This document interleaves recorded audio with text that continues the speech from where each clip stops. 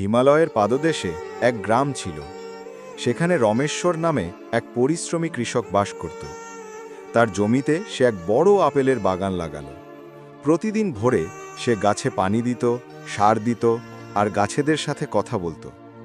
ধীরে ধীরে গাছগুলো সবুজে ভরে উঠল আর লাল লাল আপেলে ঝুলে গেল।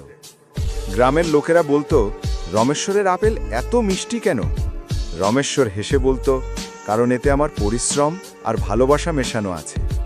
এক বছর অকাল শিলাবৃষ্টি হল, অনেক বাগান নষ্ট হয়ে গেল, কিন্তু রমেশ্বর হাল ছাড়ল না।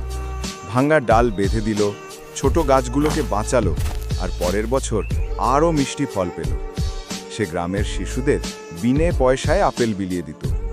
শিশুরা খুশি হয়ে বলতো, এই বাগান শুধু আপেলের নয়, এটা স্বপ্ন আর আশারও বাগান।